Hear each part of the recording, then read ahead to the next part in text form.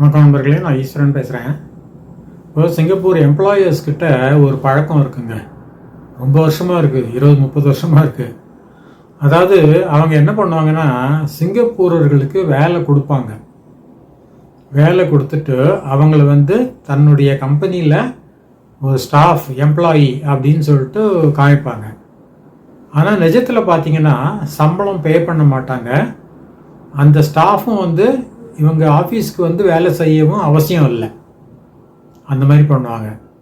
So இவங்க ஸ்டாஃப்னு எப்படி லீகலாக எஸ்டாப்ளிஷ் பண்ணணும்னு கேட்டிங்கன்னா, சிபிஎஃப் கான்ட்ரிபியூஷன் ஒன்று உண்டு சிங்கப்பூரில். அதாவது லோக்கல் பீப்புளுக்கு, சிங்கப்பூரியன்ஸுக்கு the employer has to contribute CPF every month. அது அவருடைய சேல்ரி எவ்வளவோ அதில் ஒரு குறிப்பிட்ட சதவிகிதம் எம்ப்ளாயரோட கான்ட்ரிபியூஷனும் இருக்கும்.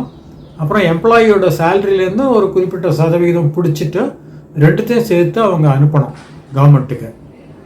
ஸோ அந்த மாதிரி பண்ணால் தான் கவர்மெண்ட்டில் ஒத்துப்பாங்க, இவர் இந்த கம்பெனியில் வேலை செய்கிறாரு அப்படின்ட்டு. ஸ்டாஃப் மாதிரி ஆகிடும்.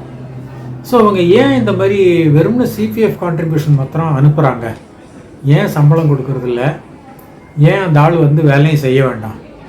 இதுக்கு 3 காரணங்கள் இருக்குங்க.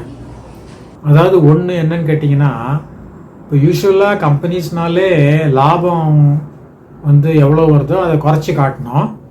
அப்போ தான் டேக்ஸும் கம்மியாக வரும். அதனால் இவங்க என்ன பண்ணுவாங்க, நான் 3 ஸ்டாஃபு 4 ஸ்டாஃபு வச்சுருக்கேன், ஒவ்வொருத்தருக்கும் $4000 சம்பளம் கொடுக்குறேன், அதனால் $16000 சம்பளம் ஆறுது மாதத்துக்கு. அது வருஷத்துக்கு எவ்வளவோ அவ்வளோ அதை அவங்க என்ன பண்ணுவாங்க, எக்ஸ்பென்ஸில் காமிச்சிருவாங்க. இந்த இயர் ரெண்டு முடிஞ்ச உடனே எவ்வளோ டேர்ன் ஓவர் ப்ராஃபிட்டோ அதில் எக்ஸ்பென்ஸாக இந்த சேலரியை காமிச்சிருவாங்க. காமிச்சாக்கா என்னாகும், அவங்களுடைய ப்ராஃபிட் குறையும். ப்ராஃபிட் குறைஞ்சா அவங்க கம்மியாக தான் டேக்ஸ் கட்டுவாங்க. அதனால இது பண்ணுறாங்க. இது ஸ்ட்ரெயிட் ஃபார்வர்டாக ஒரு ஃப்ராடு.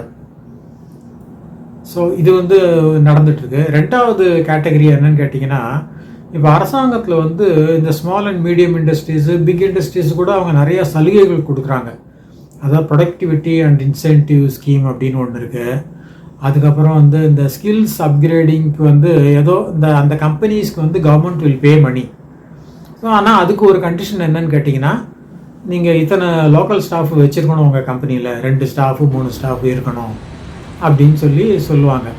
அதனால் இவங்க என்ன பண்ணுவாங்க, 2-3 பேர் இருக்கிற மாதிரி சிபிஎஃப் ஒண்டி கான்ட்ரிபியூட் பண்ணிவிட்டு இந்த பாருங்கள் எங்கள்கிட்ட 3 ஸ்டாஃப் இருக்காங்க, அதனால் எங்களுக்கு இந்த கிராண்ட்டு கொடுங்க $40,000 அப்படி இப்படின்னு சொல்லி கிளைம் பண்ணுவாங்க. இதுவும் ஒரு மோசடி தான்.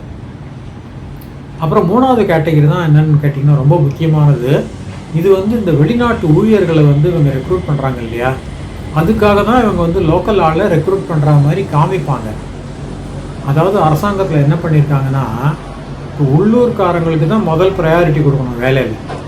ஸோ இப்போ நீ வெளிநாட்டிலேருந்து ஒரு ஆளை வேலைக்கு வைக்க போகிற அப்படின்னு சொன்னீங்கன்னா, அதுக்கு உள்ளூர்காரன் 2 பேருக்கு 3 பேருக்கு நீ வேலை கொடுக்கணும். கொடுத்தா தான் உனக்கு ஒரு வெளிநாட்டவரை கொண்டு வரதுக்கு கோட்டா கொடுப்பேன் அப்படின்னு கவர்மெண்ட்டில் சொல்லிட்டான். அதனால இவங்க என்ன பண்ணுறாங்கன்னா, 2 லோக்கலுக்கு நான் சிபிஎஃப் போடுறேன், 3 பேருக்கு சிபிஎஃப் போடுறேன்னு சொல்லிட்டு சிபிஎஃப் போட்டு அவங்க தான் என்கிட்ட வேலை செய்கிறாங்க, என்னுடைய ஸ்டாஃப் அப்படின்னு காமிச்சிடுவாங்க. இது அந்த இஎஃப்எம்ஏன்னு ஒன்று இருக்குது, employment of foreign manpower act. அந்த ஆக்டோடைய வயலேஷன் ஆகும். அது இவங்க செய்யக்கூடாது அது மாதிரி. ஏன்னா அவங்க எதுக்கு வச்சுருக்காங்கன்னா, நீ நிஜமாகவே உள்ளூர் ஆளுக்கு வேலை கொடுத்தேன்னா 3-4 பேர் கொடுத்தேன்னா நான் உனக்கு ஒரு ஸ்டாஃபோ 2 ஸ்டாஃபோ வெளிநாட்டிலேருந்து கொண்டுறதுக்கு கோட்டா தரேன் அப்படிங்கிறாங்க. ஸோ அதையே இவங்க ஏமாத்துறது ரொம்ப ரொம்ப தவறு. ஸோ இப்போ கோட்டா சிஸ்டம் பார்த்தீங்கன்னா, எஸ்பாஸுக்கும் சரி ஒர்க் பர்மிட்டுக்கும் சரி அவங்க கோட்டா சிஸ்டம் வச்சுருக்காங்க. எம்ப்ளாய்மெண்ட் பாஸுக்கு வைக்கலை, அதாவது அஃபிஷியலாக வைக்கல அவங்க. இருந்தாலும் the government is expecting the company to employ local Singaporeans before they can apply for employment pass. இப்போ எஸ்பாஸுக்கு ஒரு டோட்டல் இதில் இப்போ கன்ஸ்ட்ரக்ஷன் இண்டஸ்ட்ரின்னு எடுத்துட்டிங்கன்னா எஸ்பாஸில் எவ்வளோ பேர் வைக்கலான்னா 10% ஆஃப் தி டோட்டல் ஸ்டாஃப். அது 100 பேர் இருக்காங்கன்னா அதில் 10 பேர் எஸ்பாஸாக இருக்கலாம். ஸோ 9 பேர் லோக்கலாக இருக்கணும். ஸோ அந்த மாதிரி இருந்தால் தான் உங்களுக்கு எஸ்பாஸுக்கு ஒரு கோட்டா கிடைக்கும். ஸோ 9 சிங்கப்பூரியன் நீங்கள் அப்பாயிண்ட் பண்ணால் ஒரு எஸ்பாஸுக்கு எலிஜிபிள் ஆவீங்க. அப்புறம் மற்ற செக்டார்லாம் பார்த்தீங்கன்னா, அதாவது இந்த ப்ராசஸ், மெரெயின், இதெல்லாம் இருக்கு, மேனுஃபேக்சரிங், அதுக்கெல்லாம் பார்த்தீங்கன்னா ஒரு கோட்டா வந்து கொஞ்சம் மாறும். ஆனால் 15%, அதாவது 100 பேர் இருந்தாங்கன்னா அதில் 15 பேர் எஸ்பாஸ் ஹோல்டர்ஸாக இருக்கலாம். அதை ரஃபாக கால்குலேட் பண்ணிங்கன்னா 6 லோக்கலுக்கு நீங்கள் வேலை கொடுத்தீங்கன்னா ஒரு எஸ்பாஸ் கோட்டா கிடைக்கும். அதாவது அதர் தேன் கன்ஸ்ட்ரக்ஷன் செக்டார்ஸ் அந்த மாதிரி இருக்குது. ஒர்க் பர்மிட்டுக்கு கொஞ்சம் ரிலாக்ஸ் பண்ணலாம். ஏன்னா ஒர்க் பர்மிட்டுக்கு வந்து நிறைய ஆட்கள் தேவை. அதனால் அதில் ரொம்ப கெடுபிடி பண்ணால் ஆளே கொண்டுற முடியாது. அதனால் ஒர்க் பர்மிட்டுக்கு என்ன பண்ணியிருக்காங்க கேட்டிங்கன்னா, ஒரே ஒரு லோக்கல் நீங்கள் அப்பாயின்ட் பண்ணிங்கனாக்க 5 ஒர்க் பர்மிட் கிடைக்கும் உங்களுக்கு. அதாவது 83.3%, அதாவது 0.3 0.5லாம் வச்சா ஆளை எப்படி ரெண்டாக வெட்ட முடியும்? அதனால் 100 பீப்புள் இருந்தாங்கன்னா 83.3% வந்து ஃபாரினர்ஸ் இருக்கலாம், ஒர்க்கர்ஸ் கன்ஸ்ட்ரக்ஷன் செக்டாரில் அப்படின்னு சொல்லியிருக்கான். ஸோ அது கால்குலேட் பண்ணிங்கன்னா 1:5 வரும், ஒரு லோக்கலுக்கு 5. அதே மாதிரி மெரைனில் பார்த்தீங்கன்னா ஒரு லோக்கலுக்கு 3 வரும். ஸோ 75:25 வரும். ஸோ ஒரு லோக்கலுக்கு 3 ஃபாரின் ஒர்க்கர் கிடைக்கும். அதே மாதிரி மற்ற செக்டார்லாம் பார்த்தீங்கன்னா மேனுஃபேக்சரிங்கில் வந்து 2 லோக்கல் போட்டிங்கன்னா 3 ஃபாரினர்ஸ் பண்ணலாம், அந்த மாதிரி வச்சுருக்கான்.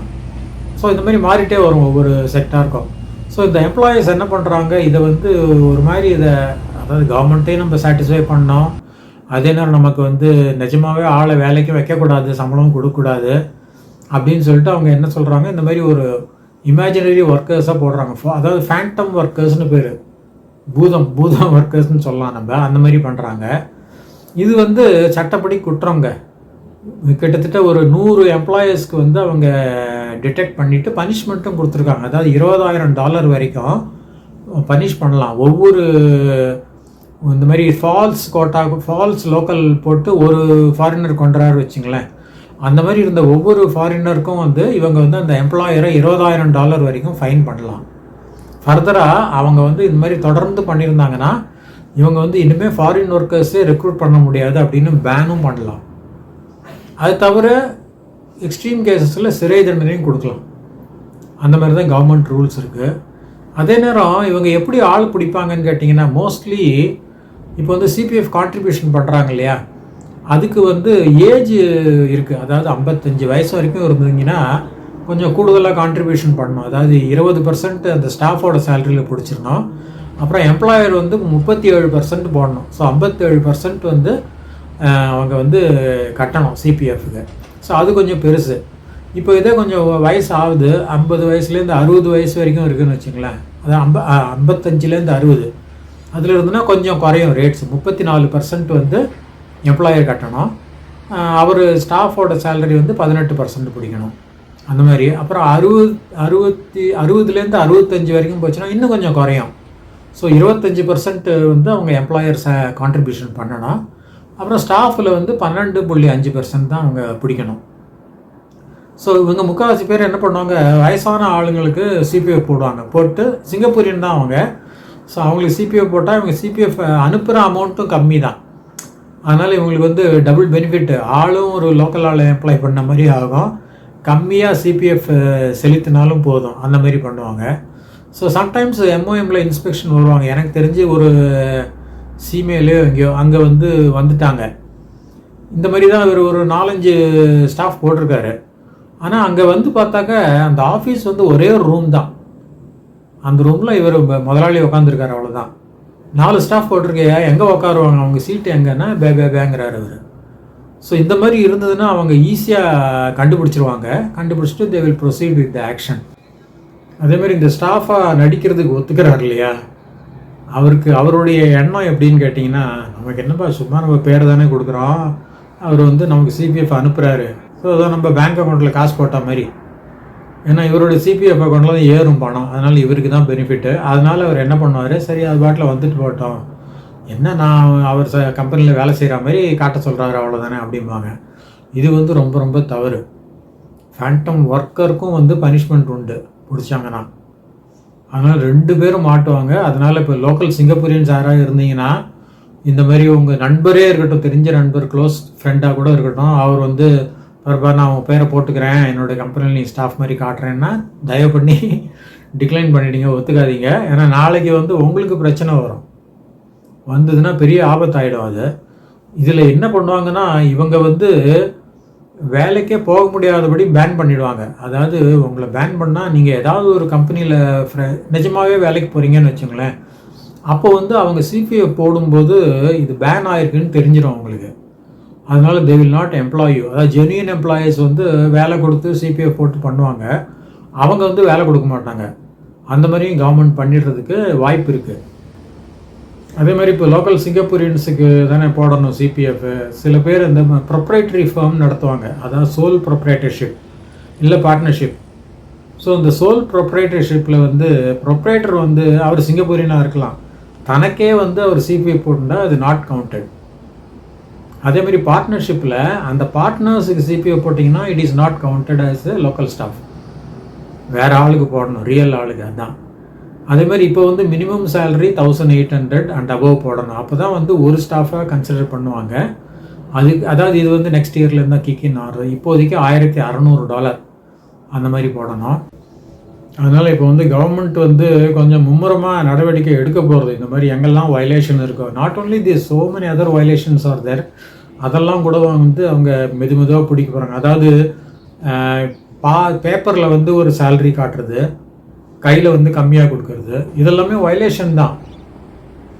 குறிப்பாக இந்த வெளிநாட்டவருக்கு பண்ணும்போது தான் எம்ப்ளாய்மெண்ட் பாஸ் வந்து 5600 கொடுக்கணும்னு இருக்கும் மினிமம். சரின்னு இவங்க போடுவாங்க, 5600 கொடுப்பாங்க, கையில் 2000 தான் அது சம்திங் தான் கொடுப்பாங்க. இதெல்லாம் வந்து ரொம்ப ரொம்ப தவறு இது. அதனால் ரெண்டு தரப்பினரும் வந்து ரொம்ப ஜாக்கிரதையாக இருக்கணும். எம்ப்ளாயர்ஸ் வந்து நம்ம சிங்கப்பூரியன் தானே, நம்மளை ஒன்றும் பண்ண மாட்டாங்க அப்படின்னு நினைக்கக்கூடாது. தவறு பண்ணிங்கன்னா யாராக இருந்தாலும் சரி பனிஷ்மெண்ட் உண்டு. அதுமாரி ஃபாரின்லேருந்து வர்றவரும், ஐயோ நான் வெளிநாட்டுக்காரர்ப்பா, எனக்கு இந்த ரூல்லாம் தெரியாது, என்னமோ அவர் சொன்னார் நான் ஒத்துக்கிட்டேன் அப்படின்னா ஒத்துக்க மாட்டாங்க. Ignorance of law is no excuse அப்படின்றவாங்க. எனக்கு சட்டம் தெரியாதுங்கன்னு சொன்னால் அதை நீங்கள் வந்து ஒரு எக்ஸ்கியூஸாக கொடுக்க முடியாது. அதனால் அதுக்கான தண்டனை என்னவோ அதையும் கொடுத்துருவாங்க. அதனால் யாராக இருந்தாலுமே இந்த அடிப்படை என்ன ரீசன் கேட்டிங்கன்னா, பணம் வருது, அனாமத்தாக பணம் வருது, அதுக்கு நம்ம மயங்கிடுறோம். அதுக்கு நம்ம மயங்காமல் இருந்தோம்னா என்னத்துக்கு பே பண்ணுறாங்க நமக்கு, நான் சும்மா தானே இருக்கேன், வேலையே செய்யலை, எதுக்கு எனக்கு பே பண்ணுறாங்க அப்படிங்கிற ஒரு எண்ணம் வந்ததுன்னா நம்ம வந்து இதுக்கு உடந்தையாக இருக்க மாட்டோம், தவறும் நம்ம வந்து புரிய மாட்டோம். அதுதான் எல்லோரும் ஞாபகம் வச்சுக்கணும். ஸோ மீண்டும் சந்திக்கலாம். நன்றி, வணக்கம்.